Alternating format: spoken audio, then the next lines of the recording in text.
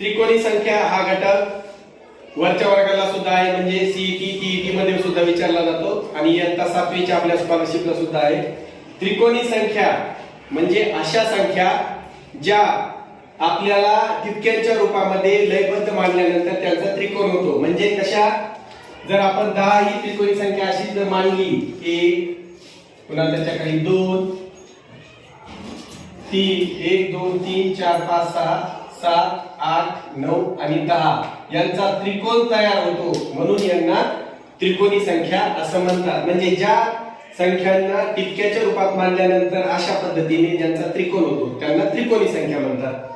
आता त्रिकोणी संख्या काढायच्या कशा, तर जर जवळच्या दोन संख्यांचा गुणाकार करून त्याला 2 ने भागलं तर त्रिकोणी संख्या येते. जवळच्या दोन संख्यांचा म्हणजे 1 गुणिले 2 आणि त्याला मी 2 ने भागलं तर बे एक बे किती उरले 1.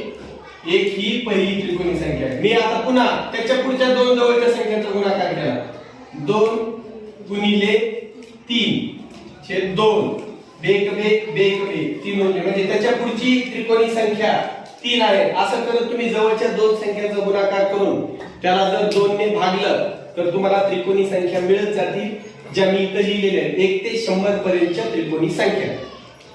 मग त्याच्यामध्ये 1 आहे, 3 आहे, 6 आहे, 10 15 21 28 36 45 55 66 78 91 अशा 1 ते 100 पर्यंत एकूण किती संख्या आहे, त्रिकोणी संख्या 13.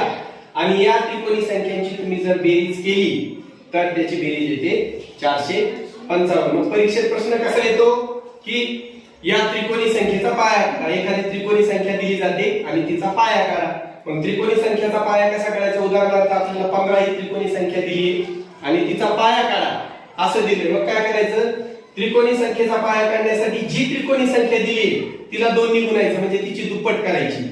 मग मी तर केले 15 या त्रिकोणी संख्येचा पाया कसा काढायचा, 15 गुणिले 2 म्हणजे तिची दुप्पट केली, किती आली 30. मग बघायचं दुप्पट केल्यानंतर जी दुप्पट आलेली आहे, इथं 15 ची दुप्पट 30 आली. मग 30 हा कोणत्या जवळच्या दोन संख्यांचा गुणाकार आहे. 30 हा 5 आणि 6 म्हणजे क्रमाने येणाऱ्या कोणत्या दोन संख्येचा गुणाकार आहे पाहिजे. 5 आणि 6 चा गुणाकार 30 येतो आणि त्याच्यातली जी लहान संख्या असेल 5 गुणिले 6 मध्ये 5 ही लहान संख्या आहे, तो त्या दिलेल्या त्रिकोणी संख्येचा पाया असतो. म्हणून याच्यामध्ये लहान संख्या 15 चा पाया काढताना लहान संख्या कोणती आली 5. म्हणून या 15 या त्रिकोणी संख्येचा पाया किती आहे 5. ओके.